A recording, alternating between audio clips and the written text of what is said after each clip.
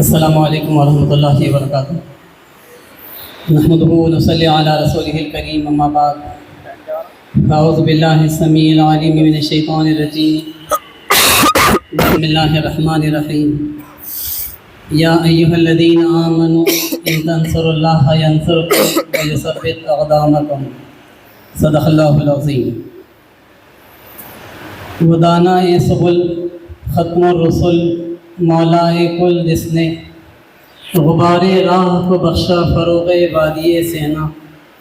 نگاہ عشق و مستی میں وہی اول وہی آخر، وہی قرآن وہی فرقان وہی یاسین وہی طٰہٰ۔ تمام تعریفیں اللہ رب العالمین کے لیے، ہم اسی کی حمد و ثنا بیان کرتے ہیں، اسی کی بڑائی اور کبریائی کو تسلیم کرتے ہیں، اس بات پر یقین رکھتے ہیں کہ زندگی اور موت اسی کے قبضہ قدرت میں ہے، بیماری اور شفا کا دینے والا وہی ہے، رزق میں تنگی و فراخی کا اختیار بھی اسی کے پاس ہے،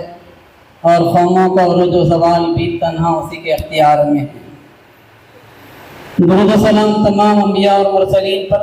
بالخصوص خاتم النبیین محمد عربی صلی اللہ علیہ وسلم پر۔ برادر محترم عبدالرقیب لطیفی صاحب، ڈائریکٹر تربیت گاہ جماعت اسلامی ہند حلقہ تلنگانہ، نعیم الدین احمد صاحب، سیکریٹری حلقہ، صہیب احمد خان صاحب، ناظم ضلع، عمرائے مقامی ضلعی اور مقامی ناظمات، اور محترم سامعین، ارکان، کارکنان، والنٹیئرز، مرد و خواتین، اگر تم اللہ کے دین کی مدد کرو گے، اللہ تمہاری مدد کرے گا اور تمہارے قدموں کو جما دے گا۔ یہ قرآن حکیم میں اللہ رب العالمین کا وعدہ ہے کہ ہم تصور کر سکتے ہیں کہ کوئی گروہ نبی اکرم صلی اللہ علیہ وسلم پر ایمان لائے اور اس کے باوجود وہ آخرت میں ناکام ہو جائے۔ کیا ہم سوچ سکتے ہیں کوئی گروہ نبی کی تعظیم کرے اور اس کے باوجود اس کی تعظیم نہ کی جائے؟ کیا ہم یہ خیال کر سکتے ہیں کہ کوئی گروہ نبی کی اطاعت کرے اور اس کے باوجود اس کا انجام صالحین کے ساتھ نہ ہو؟ کیا ہم یہ مان سکتے ہیں کہ کوئی گروہ نبی کا اتباع کرے اور عزت و سربلندی اس کو مقدر نہ بنایا جائے؟ کیا ہم اس بات پر یقین کر سکتے ہیں کہ کوئی قوم نبی کا دفاع کرے، نبی کا تعارف کروائے اور پھر اس کے باوجود ذلت و پستی اس پر ہمیشہ کے لیے مسلط رہے؟ ہمارا یہ ماننا ہے کہ یہ کبھی نہیں ہو سکتا، اس لیے کہ اللہ رب العالمین کا وعدہ ہے۔ نبی اکرم صلی اللہ علیہ وسلم سے ہمارا جو تعلق ہے، اس تعلق کی بنیاد پر 5 بہت ہی اہم تقاضے ہمارے اوپر بنتے ہیں، اور ان میں سب سے پہلا تقاضا یہ ہے کہ ہم نبی اکرم صلی اللہ علیہ وسلم کی تعظیم فرمائیں۔ عروہ ابن مسعود ثقفی حدیبیہ کے موقع پر اہل مکہ کے نمائندے کی حیثیت سے پہنچے۔ نبی اکرم صلی اللہ علیہ وسلم سے بات چیت کا پہلا راؤنڈ تھا، گفتگو اگرچہ کہ کامیاب نہیں ہوئی، لیکن واپس آنے کے بعد جب سرداران مکہ نے ان سے سوال کیا کہ بتاؤ کیا رہا، تو عروہ ابن مسعود ثقفی نے رپورٹ پیش کی جس طریقے سے آج یہاں پر ہمارے ساتھی رپورٹ پیش کر رہے تھے۔ انہوں نے کہا کہ اے سرداران مکہ، میں نے حبشہ کے بادشاہ نجاشی کے دربار کو دیکھا ہے، میں نے ایران کے بادشاہ کسریٰ کے دربار کا منظر بھی دیکھا ہے، میں نے قیصر روم کے دربار کو بھی وزٹ کیا ہے، لیکن واللہ میں نے کہیں ایسا دربار نہیں دیکھا جیسے میں نے محمد رسول اللہ صلی اللہ علیہ وسلم کا دربار دیکھا۔ اس دربار کی کیفیت یہ تھی کہ وہاں ان کے ساتھی ان کے اشارے کے منتظر تھے، وہ اشارہ کرتے تو اسے حکم سمجھ کر عمل کرنے کے لیے لپک پڑتے تھے، بات کرتے تو ہمدن گوش ہو کر وہ مصروف ہو جاتے سننے میں، نگاہیں پست رکھتے، اور وہ وضو کرتے تو وضو کا پانی زمین پر گرنے نہیں دیتے، لے کر اپنے چہرے پر اپنے ہاتھوں پر مل لیتے۔ بخدا اگر تم کسی ایسے گروہ سے لڑو گے جو اپنے قائد سے ایسی عقیدت اور محبت رکھتا ہے تو میرا ماننا یہ ہے کہ کامیابی کبھی تمہارا مقدر نہیں بن سکتی۔ میرا مشورہ یہ ہے کہ ان سے جنگ مت کرو۔ یہ عروہ ابن مسعود صفی نے بتایا تھا، ایک دشمن اسلام نے اہل مکہ کے نمائندے نے کہ نبی اکرم صلی اللہ علیہ وسلم کی تعظیم صحابہ نے کس طریقے سے کی، اور قرآن نے اسی بات کا حکم دیا تھا کہ لا ترفعوا اصواتکم فوق صوت النبی، اپنی آواز کو نبی کی آواز سے بلند نہ کرو۔ پھر اسی طریقے سے نبی اکرم صلی اللہ علیہ وسلم سے تعلق کا جو دوسرا تقاضا ہے وہ نبی کی اطاعت کا تقاضا ہے۔ اطاعت کا وہ منظر بھی بدر کے راستے میں لوگوں نے دیکھا کہ صحابہ کی نشست منعقد ہوئی، اور اس میٹنگ میں نبی اکرم صلی اللہ علیہ وسلم نے کہا کہ لوگوں مجھے مشورہ دو کہ مجھے کیا کرنا چاہیے، اس لیے کہ قافلہ تو نکل گیا، اب اگر ہم آگے بڑھیں گے تو لشکر سے مدبیر ہوئی۔ حضرت ابوبکر اٹھے اور کہا کہ آپ فیصلہ کیجئے، ہم آپ کے ساتھ ہیں۔ حضرت عمر اٹھے اور کہا کہ یا رسول اللہ آپ جو ڈیسیشن لیں گے ہم اس پر عمل کے لیے تیار ہیں۔ حضرت مقداد ابن اسود اٹھے اور انہوں نے کہا کہ اللہ کے رسول ہم موسیٰ کی قوم کے مانند نہیں ہیں جنہوں نے کہا تھا کہ فَاذْهَبْ أَنْتَ وَرَبُّكَ فَقَاتِلَا إِنَّا هَاهُنَا قَاعِدُونَ، جاؤ تم اور تمہارا خدا لڑ لو، ہم تو یہیں بیٹھے ہیں۔ اللہ کے رسول آپ حکم دیجئے، ہم تیار ہیں۔ پھر بھی نبی اکرم صلی اللہ علیہ وسلم نے کہا کہ لوگوں مجھے مشورہ دو، اس لیے کہ آپ چاہتے تھے کہ انصاری صحابہ اطاعت کے لیے تیار ہیں یا نہیں ہیں وہ دیکھیں، اس لیے کہ ہجرت کے موقع پر جو ایگریمنٹ انصار مدینہ سے ہوا تھا اس میں مدینے کے اندر رہ کر ڈیفینسو جنگ کی بات تو طے تھی، لیکن مدینے سے باہر نکل کر کسی جنگ میں ساتھ دینا ان کے ذمہ نہیں تھا۔ جب نبی اکرم صلی اللہ علیہ وسلم نے چوتھی مرتبہ سوال کیا تو سعد بن معاذ اٹھے اور کہا یا رسول اللہ کیا آپ کا اشارہ ہماری طرف ہے؟ اللہ کے رسول نے کہا کہ ہاں۔ تو اس وقت انہوں نے کہا کہ اللہ کے رسول اگر آپ حکم دیں گے تو ہم اپنے گھوڑوں کو سمندر میں ڈال دیں گے، برگے غمام تک ہم اپنی سواریوں کو دوڑا دیں گے، آپ فیصلہ کریے ہم آپ کے ساتھ ہیں۔ یہ وہ مرحلہ تھا جب کہ نبی اکرم صلی اللہ علیہ وسلم کا چہرہ خوشی سے کھل گیا اور اللہ کے رسول نے ان کو دعا دی اور آپ نے ڈیسیشن لے لیا کہ ہم بدر کو چلیں گے، لشکر سے مت پھیڑیں گے۔ تو صحابہ نے اطاعت کی بھی ایسی مثال قائم، تعظیم بھی کی، اطاعت بھی کی، اور قرآن نے یہ بشارت سنائی کہ وَمَن يُطِعِ اللَّهَ وَالرَّسُولَ فَأُولَٰئِكَ مَعَ الَّذِينَ أَنْعَمَ اللَّهُ عَلَيْهِم مِّنَ النَّبِيِّينَ وَالصِّدِّيقِينَ وَالشُّهَدَاءِ وَالصَّالِحِينَ، جو اطاعت کرے اللہ اور اس کے رسول کی اس کا انجام ہوگا تو انبیاء، صدیقین، شہداء اور صالحین کے ساتھ ہوگا۔ وَحَسُنَ أُولَٰئِكَ رَفِیقًا، کیا بہترین ہوں گے یہ ساتھی اہل جنت۔ پھر اطاعت سے آگے بڑھ کر جو تیسرا کام ہے، نبی سے تعلق کا جو تیسرا تقاضا ہے وہ اتباع کا ہے، فالو کرنے کا۔ اطاعت اور اتباع میں فرق یہ ہے کہ حکم دیا جائے اور انسان اس کے اوپر عمل کرنے کے لیے آگے بڑھے تو یہ اطاعت کہلاتی ہے،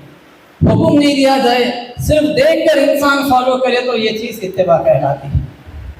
ایک گاڑی دوسری گاڑی کو اگر فالو کرتی ہے تو اس کا مطلب یہ ہے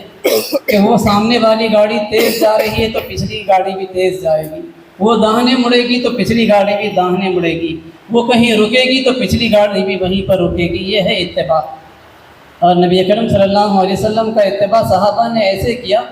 کہ حضرت عمر کے پوتے سالم ابن عبداللہ ابن عمر کے بارے میں لوگ کہتے ہیں کہ ایک سفر میں ہم نے ان کو دیکھا کہ وہ مخصوص مقامات کی تلاش کرتے تھے، وہاں جاتے تھے، وہاں رکتے تھے، پھر وہاں نماز پڑھتے تھے اور پھر آگے بڑھتے، پھر اپنے گھوڑے کو رکاتے اور پھر اترتے، پھر نماز پڑھتے۔ لوگوں نے پوچھا کہ یہ آپ نے کیا کیا؟ تو انہوں نے کہا کہ میں نے اپنے والد عبداللہ کو دیکھا کہ انہوں نے ایسا ہی کیا تھا، اور انہوں نے اپنے والد عمر کو دیکھا کہ عمر فاروق رضی اللہ عنہ نے ایسا ہی کیا تھا، اور انہوں نے ایسا اس لیے کیا تھا کہ ایک سفر میں وہ نبی کے ساتھ تھے تو نبی جہاں جہاں پر رکے تھے، نبی نے جہاں جہاں نماز ادا کی تھی وہیں پر حضرت عمر بھی نماز ادا کرتے تھے۔ حکم نہیں تھا، کوئی فرض نہیں تھا، واجب نہیں تھا، لیکن نبی نے کیا اس لیے ان لوگوں نے بھی کیا، یہ چیز اتباع ہے۔ اور قرآن نے اس کا حکم دیا ہے الذين يتبعون الرسول النبي الأمي الذي يجدونه مكتوبا عندهم في التوراة والإنجيل، اور پھر اختتام پر فاتبعوا یہ بات بتلائی گئی کہ نبی امی کی پیروی کرو، جو تمہارے سامنے حلال کو حلال، حرام کو حرام بتلاتا ہے، امر بالمعروف اور نہی عن المنکر کا فریضہ انجام دیتا ہے۔ اور پھر اس کے بعد جو چوتھی چیز ہے تعظیم، اطاعت اور اتباع کے بعد، وہ ہے نبی اکرم صلی اللہ علیہ وسلم کے مشن کو اپنا مشن سمجھنا۔ جب کبھی دنیا میں کسی گروہ نے نبی کے مشن کو اپنا مشن سمجھا، اللہ نے اس کو عزت و سربلندی سے سرفراز کیا۔ آپ تصور کیجئے کہ زید ابن حارثہ ہیں، نبی کے غلام ہیں، انہوں نے نبی اکرم صلی اللہ علیہ وسلم کو چاہا، نبی کے مشن کو اپنا مشن بنایا، اللہ نے وہ سربلندی عطا کی کہ پورے قرآن میں وہ اکیلے صحابی ہیں جن کا نام ہے، اور 1400 سالوں سے لاکھوں لوگ اس نام کو بار بار پڑھتے چلے جا رہے ہیں جبکہ غلام تھے۔ تصور کیجئے کہ بلال حبشی رضی اللہ تعالیٰ عنہ، وہ بلال حبشی رضی اللہ تعالیٰ عنہ جو کالی نسل سے تھے، پستہ خط تھے، چہرے کے لحاظ سے بد شکل تھے، موٹے ہونٹوں والے تھے، غلام تھے، سوسائٹی میں کوئی اسٹیٹس نہیں تھا، لیکن اللہ نے وہ مقام دیا کہ حضرت عمر ان کو مخاطب کرتے تو کہتے تھے سیدنا سیدنا، ہمارے سردار ہمارے سردار۔ اور جس وقت کعبہ فتح ہوا تو اللہ کے رسول نے کہا کہ بلال میرے کاندھے پر پیر رکھ کر چڑھو اور کعبے پر چڑھ کر اذان دو۔ یہ مقام بلند ان کو ملا۔ سعد بن ابی وقاص نے ساتھ دیا، آگے چل کر فاتح عراق بنے۔ عمر بن عاص نے ہاتھ میں ہاتھ دیا، بیعت کی، آگے چل کر فاتح مصر بنے۔ خالد بن ولید نے اپنی تلوار مخالفت میں اٹھانی چھوڑ کر نبی کے ہاتھ پر بیعت کی، وقت کی سپر پاور بالآخر ان کے ہاتھوں فتح ہوئی۔ جس نے نبی اکرم صلی اللہ علیہ وسلم کے مشن کو اپنا مشن بنایا، اللہ نے اس کو عزت دی، سربلندی دی، وقار دیا، مقام دیا۔ نبی سے تعلق کا 5واں تقاضا یہ ہے کہ نبی کا دفاع کیا جائے۔ نبی پر لوگ کارٹون بنا رہے ہیں، ناولز لکھ رہے ہیں، نبی اکرم صلی اللہ علیہ وسلم کی بیویوں کے بارے میں مختلف قسم کے خیالات کا اظہار کر رہے ہیں، ہم اقسام کے اسٹیٹمنٹس دے رہے ہیں۔ کیا ایسے میں نبی اکرم صلی اللہ علیہ وسلم کو ماننے والوں کی یہ ذمہ داری نہیں بنتی کہ نبی کی شخصیت کا صحیح تعارف دنیا کے سامنے کرائیں؟ کیا نبی کا دفاع صرف میدان کے اندر ہی ہو سکتا تھا؟ ہاں یقیناً میدان میں کرنے کا جس وقت تک موقع تھا، صحابہ نے اس کی بھی ایسی مثال قائم کی کہ پھر قیامت تک ویسی مثالیں ملنے مشکل۔ دنیا نے وہ منظر بھی دیکھا کہ جب کہ احد کے میدان میں دشمن نے گھیرا ڈال دیا تھا تو حضرت طلحہ رضی اللہ تعالیٰ عنہ اپنے دونوں ہاتھوں پر تیروں کو روک رہے تھے۔ دشمن قریب آ گئے تو اس موقع پر نبی اکرم صلی اللہ علیہ وسلم کے اوپر جھک گئے، اپنی پیٹھ پر تلواروں کے زخم لینے لگے۔ ایک مرحلہ یہ آیا کہ تلوار کے ایک زخم کو انہوں نے اپنا ہاتھ اٹھا کر ہاتھ پہ روکا تو اس کے نتیجے میں انگلی کٹی، زبان سے سی کی آواز نکل گئی۔ اللہ کے رسول نے بعد میں کہا کہ اگر طلحہ اس کو ضبط کر لیتے اور زبان سے وہ آواز سی کی جو نکلی وہ نہیں نکلتی تو تم دیکھتے کہ فرشتے طلحہ کو ہاتھوں پر اٹھا لیتے۔ وہاں موجود ہر آدمی اپنی آنکھوں سے اس منظر کو دیکھ لیتا۔ نبی اکرم صلی اللہ علیہ وسلم کا دفاع کرنے کا حق انہوں نے ادا کیا۔ حضرت ابوبکر یہاں تک کہتے ہیں کہ وہ جنگ تو طلحہ کی جنگ تھی۔ دشمن قریب آنے کی کوشش کر رہا تھا تو سعد بن ابی وقاص نے تیر چلائے اور اس طریقے سے تیر چلا کر نبی کا دفاع کیا، جبکہ نبی کے اطراف میں صرف 9 صحابہ باقی رہ گئے تھے اور خالد بن ولید اپنے طاقتور دستے کے ساتھ وار پر وار کرتے نبی کے قریب پہنچ رہے تھے۔ ایک حملے میں انہوں نے 7 انصاری صحابہ کو شہید کر دیا تھا اور پھر نبی کی طرف تیزی سے بڑھ رہے تھے۔ اس موقع پر سعد بن ابی وقاص تیر اندازی کر کے نبی کا دفاع کر رہے تھے تو نبی کی زبان سے یہ جملہ نکلا کہ سعد تم تیر پر تیر چلاؤ، میرے ماں باپ تم پر قربان ہوں۔ صحابہ نبی کے بارے میں تو یہ جملہ کہا کرتے تھے، لیکن نبی ایک صحابی کے بارے میں کہیں کہ سعد تم تیر پر تیر چلاؤ، میرے ماں باپ تم پر قربان، تو اندازہ کیجئے کہ کیا مقام بلند سعد بن ابی وقاص کو قیامت کے دن ملنے والا ہوگا۔ یہ دفاع کا حق تھا جو انہوں نے میدان میں ادا کیا تھا۔ لیکن اب جب کہ نبی اکرم صلی اللہ علیہ وسلم کے بارے میں لوگ مختلف انداز میں اٹیکس کر کے اس بات کا ہم سے عمل مطالبہ کر رہے ہیں کہ اگر تم نبی اکرم صلی اللہ علیہ وسلم کو چاہتے ہو، نبی اکرم صلی اللہ علیہ وسلم سے تعلق کا اظہار کرتے ہو، تو کیوں نہیں تم محسن انسانیت کی شخصیت کا دنیا کے سامنے تعارف کرواتے؟ اگر آج ہم لوگوں کو بتائیں کہ ہمارے نبی نے بتایا کہ عورت کا یہ مقام ہے کہ ماں کی حیثیت میں اس کے قدموں کے نیچے جنت ہے، بیٹی کی حیثیت میں تم اس کی پرورش کی ذمہ داری کو قبول کرو گے تو جنت تمہارا مقدر بن کر رہے گی۔ اگر ہم دنیا کے سامنے بتائیں کہ یہ وہ نبی ہیں جنہوں نے بتایا کہ غلاموں کے ساتھ کس قسم کا رویہ اختیار کرنا چاہیے، زید بن حارثہ کے والد اور چچا کو خبر ملی کہ زید فلاں جگہ ہیں تو ڈھونڈتے ڈھونڈتے نبی کے پاس پہنچے اور کہا کہ ہم زید کو واپس لے جانا چاہتے ہیں۔ جا کر زید سے ملاقات کی، تعارف کروایا تو زید نے کہا کہ یقیناً آپ میرے باپ اور آپ میرے چچا ہو سکتے ہیں، لیکن واللہ جو محبت مجھے نبی کے پاس ملی ہے اس محبت کو چھوڑ کر میں کہیں نہیں جا سکتا۔ بتایا کہ غلاموں کے ساتھ ایسا رویہ اختیار کیا جانا چاہیے۔ انس بن مالک ایک طویل عرصہ نبی کی خدمت میں رہے، کہا کہ پوری زندگی میری کئی غلطیوں کے باوجود نبی نے کبھی ایک موقع پر بھی مجھے چھڑکا نہیں، کبھی جھڑک کر بات نہیں کی، سخت بات نہیں۔ کام لے کر بھیجا، میں نکلا، باہر لڑکوں کے ساتھ کھیل میں مصروف ہو گیا، پیچھے سے نبی آئے اور میری آنکھوں پر ہاتھ رکھ دیا اور کہا کہ انیس پہچانو کون ہوں۔ غصے کے موقع پر مزید محبت کے ساتھ بجائے انس کے انیس کہہ کر مخاطب کیا۔ وہ نبی جنہوں نے جانوروں کے حقوق بھی متعین کیے، ورنہ لوگ زندہ اونٹ کے کوہان کو کاٹ کر کباب بنا لیتے تھے، بکریوں کو درخت سے باندھ کر تیر اندازی کی مشقیاں کرتے تھے۔ بتایا کہ ظالم مت بنو، جانوروں پر اس طریقے کا ظلم مت کرو۔ وہ نبی جنہوں نے پسماندہ طبقات کو اوپر اٹھانے کا کام کیا، ورنہ دنیا میں تصور یہ تھا کہ نچلی ذات کے لوگ تو مذہبی کتاب کو سن بھی نہیں سکتے، سن لیں تو ان کے کان میں سیسا پگھلا کر ڈالنا چاہیے، ساتھ بیٹھ کر وہ کھانا نہیں کھا سکتے، ان کا کوئی حق مانا نہیں جاتا تھا۔ وہ دور جاہلیت جہاں پر کہا جاتا تھا کہ کیا عورت کا بھی کوئی حق ہے، اس دور سے نکال کر انسانیت کو اتنے بلند مقام پر نبی نے پہنچایا۔ انسانیت کے عظیم محسن،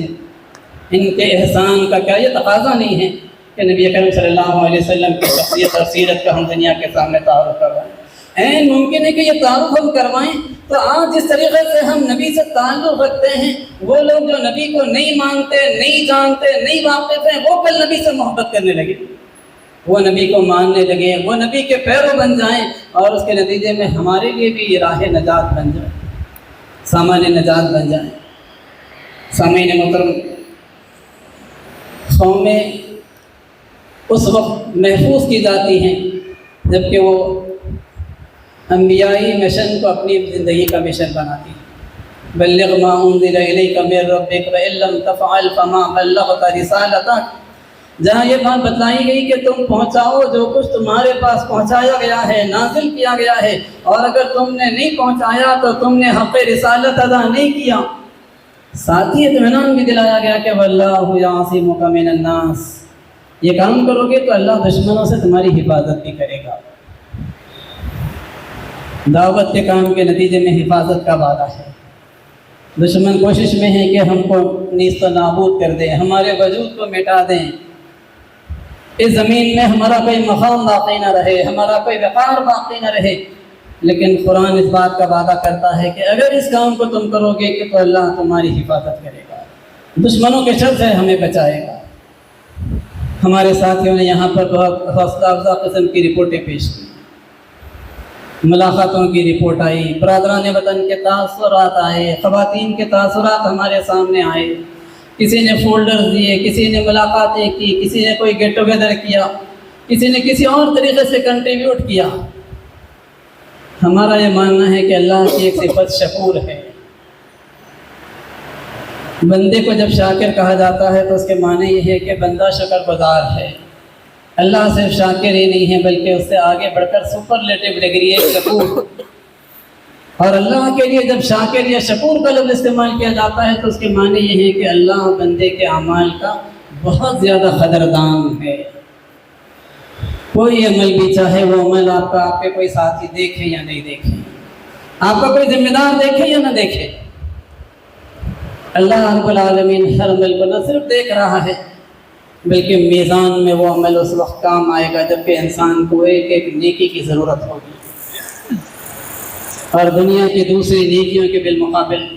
امر بالمعروف نہی عن المنکر کا کام، دعوت اللہ کا کام، قیام دین کا کام،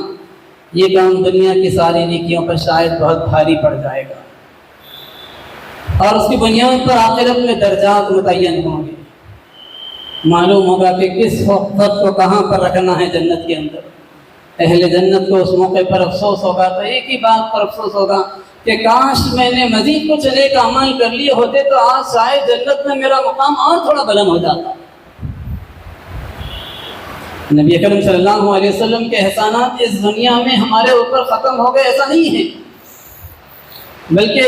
اللہ کے رسول صلی اللہ علیہ وسلم انسانیت کے اتنے بڑے محسن ہیں کہ دنیا میں تو آپ نے احسانات کیے ہی کیے، حشر کے میدان کا وہ نازک وقت بھی آئے گا جب کہ حشر کی تکلیف سے لوگ گھبرا کر حضرت آدم کے پاس پہنچیں گے اور کہیں گے کہ آپ زمین پر آنے والے پہلے انسان، پہلے پیغمبر، ہم سب کے باپ، آپ ہی سے نسل انسانی زمین پر چلی، آپ اللہ رب العالمین سے کسی طریقے سے سفارش کر کے حساب کتاب کا آغاز کروا دیجئے، جس کو جنت میں بھیجانا ہو جنت میں بھیجوائیے، جس کو جہنم میں ڈلوانا ہو ڈلوا دیجئے، لیکن حشر کی اس تکلیف سے نکال دیجئے۔ آدم علیہ السلام معذرت کرتے ہوئے کہیں گے میں نے شجر ممنوعہ کا پھل کھایا تھا، آج مجھ میں ہمت نہیں ہے کہ میں سفارش کر سکوں، جاؤ نوح علیہ السلام کے پاس شاید وہ یہ کام کریں۔ صحیح مسلم کی یہ حدیث کا مفہوم ہے جو میں آپ کے سامنے رکھ رہا ہوں۔ لوگ نوح علیہ السلام کے پاس جا کر کہیں گے تو وہ کہیں گے کہ میں نے اپنے قوم کے حق میں بد دعا کی تھی، آج میں یہ کام نہیں کر سکتا کہ سفارش کروں، جاؤ ابراہیم علیہ السلام کے پاس شاید وہ یہ کام کرے۔ حضرت ابراہیم علیہ السلام کے پاس انسانی قافلے دوڑے دوڑے پہنچیں گے اور ان سے خواہش کریں گے کہ وہ سفارش کریں۔ ابراہیم علیہ السلام معذرت کر کے موسیٰ علیہ السلام کے پاس بھیجوائیں گے، پھر موسیٰ علیہ السلام معذرت کر کے عیسیٰ علیہ السلام کے پاس بھیجوائیں گے، عیسیٰ علیہ السلام معذرت کر کے نبی اکرم صلی اللہ علیہ وسلم کے پاس بھیجائیں گے۔ اللہ کے رسول کہیں گے ہاں آج میں یہ کام کروں گا۔ اللہ کے رسول صلی اللہ علیہ وسلم حضرت ابوبکر کا نام اعمال پیش کریں گے، جس کے نتیجے میں خدا کے غضب اور جلال میں کمی واقع ہوگی، مرحلہ حساب کا آغاز ہوگا، جنتی جنت کے سپرد کر دیے جائیں گے، جہنمی جہنم کے حوالے کر دیے جائیں گے، اور پھر اس کے بعد وہ منظر دیکھنے میں آئے گا کہ نبی اکرم صلی اللہ علیہ وسلم سجدہ ریز ہو جائیں گے، ایک طویل سجدہ کریں گے، یہاں تک کہ اللہ تعالیٰ کہے گا کہ اے محمد سر اٹھائیے اور مانگیے، کیا مانگنا چاہتے ہیں؟ صحیح مسلم کی یہ روایت کہتی ہے کہ اللہ کے رسول سر اٹھائیں گے اور کہیں گے امتی امتی، میری امت میری امت۔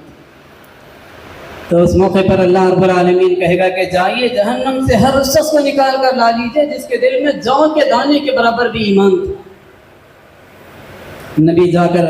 امتیوں کو نکال کر لائیں گے، پھر سجدہ ریز ہو جائیں گے، پھر طویل سجدہ کریں گے، پھر اللہ رب العالمین کہے گا کہ اٹھیے اور مانگیے کیا مانگنا چاہتے ہیں،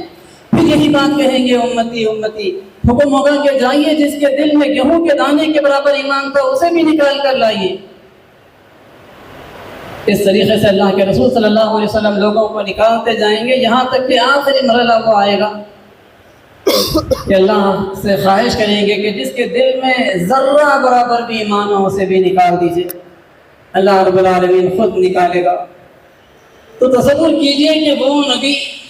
جنہوں نے دنیا میں قدم قدم پر انسانیت کی بھلائی کے لیے، فائدے کے لیے مختلف کام انجام دیے، اور وہ نبی جو آخرت میں حشر کے میدان میں بھی تنہا نہیں چھوڑیں گے بلکہ وہاں پر بھی کھڑے ہو جائیں گے سفارش کے لیے۔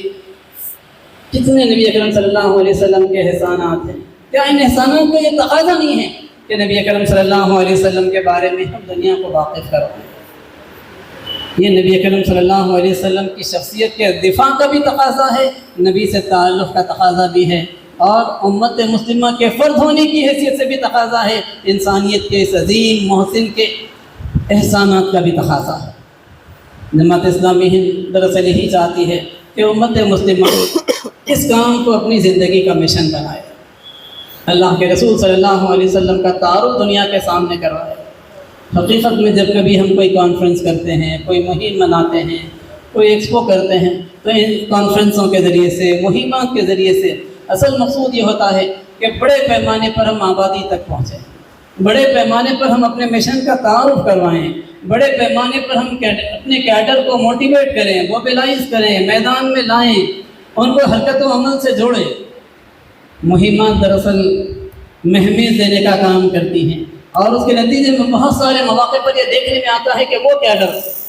جو کسی وجہ سے انیکٹیو تھا، سلیک تھا، میدان عمل سے دور تھا، جس کو عام روٹین کے پروگراموں میں کوئی اٹریکشن نہیں دکھائی دیتا تھا، وہ کیڈر بھی ایکٹیو ہو کر میدان میں اترتا ہے، اور اس کے نتیجے میں وہ بہت سارے کام انجام پا جاتے ہیں جو عام طور پر عام دنوں کی طویل محنت کے باوجود انجام نہیں پاتے۔ تو ایک بہت اچھا موقع یہاں کریم نگر کے نظم نے آپ کے لیے فراہم کیا ہے کہ ایک ایسی مہم لانچ کی ہے جو صرف جماعت اسلامی کے کیڈر کے لیے نہیں، پوری امت مسلمہ کے لیے اپنے اندر ایک قسم کی کشش رکھتی ہے، اس لیے کہ نبی سے تعلق ساری امت کا تعلق ہے، اور پھر صرف امت مسلمہ ہی کا نہیں بلکہ ہم برادران وطن کے سامنے یہ تعارف کروائیں تو ربیع الاول کے مہینے میں خاص طور پر برادران وطن بھی متوجہ رہتے ہیں۔ ایک طرف تو وہ تعارف ہے جو جھنڈیوں کو لہرا کر، ڈی جے کے ذریعے سے، ڈانس کے ذریعے سے، مختلف قسم کے واہیات قسم کے کاموں کے ذریعے سے ہمارے بعض برادران ملت کر رہے ہیں، یہ تعارف بھی نبی کا کرانے کی کوشش کر رہے ہیں، اور اس کا یہ انداز ہے۔ اور دوسری طرف دنیا دیکھے گی کہ آپ جو تعارف کروا رہے ہیں اس تعارف کے اندر کس قسم کا فرق ہے، دونوں کے امتیاز کو لوگ سمجھیں گے، اور اس فرق کو سمجھیں گے تو اس وقت محسوس ہوگا کہ ہاں محمد صلی اللہ علیہ وسلم کی شخصیت تو یہ شخصیت ہے۔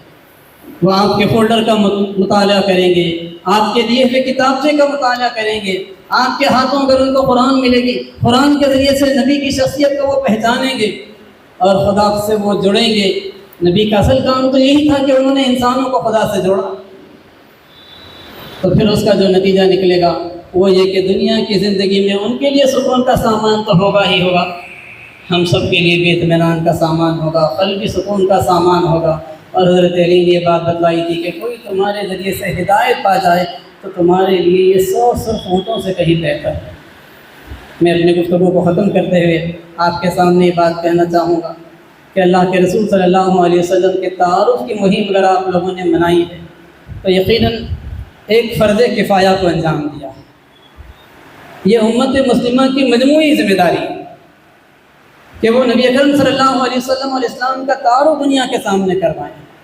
جس طریقے سے اگر نماز جنازہ کو کوئی گروہ بھی ادا نہیں کرے تو سارے کے سارے لوگ مجرم اور گناہگار قرار پاتے ہیں، اسی طریقے سے اگر اسلام کا تعارف، نبی کا تعارف دنیا کے سامنے کرانے کے لیے کوئی گروہ نہیں اٹھے گا تو ساری کی ساری امت گناہگار ہوگی اور وہ خدا کے بوال کا شکار ہوگی۔ تو اس طریقے سے اگر آپ نے تعارف کروایا ہے تو گویا آپ نے پوری امت کی طرف سے اس آبادی کے اندر ایک فرض کفایہ کو ادا کرنے کا ایک اہم کام انجام دیا، اور اگر اس کام کو مستقل کریں گے تو اس کے نتیجے میں خدا کی رحمتوں کا نزول ہوگا، اس کے نتیجے میں استقامت عطا کی جائے گی، ہدایت میں زیادتی عطا کی جائے گی،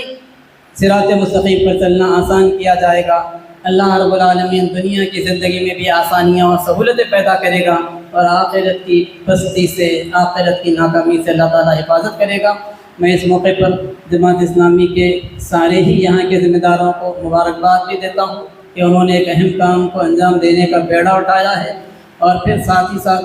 جتنے بھی ہمارے وابستگان نے اس مہم میں حصہ لیا ہے ان سب کے بارے میں یہ توقع رکھتا ہوں کہ اللہ تعالیٰ ان کو بھرپور اجر اور بھرپور بدلہ انشاءاللہ عطا فرمائے گا۔ اللہ تعالیٰ سے دعا ہے کہ اللہ تعالیٰ اس مہم کو شرف قبولیت سے سرفراز فرما، اور اس مہم کے ذریعے سے لوگوں کے دلوں کے دروازوں کو کھول دے، اور جو ذمہ داری اتمام حجت کی ہماری ہے اس ذمہ داری کو پورا کرنے کی ہم کو توفیق اور صلاحیت بھی بخشے، اور لوگوں کے لیے ہدایت کا سامان فرمائے۔ آمین۔ وآخر دعوانا الحمدللہ رب العالمین۔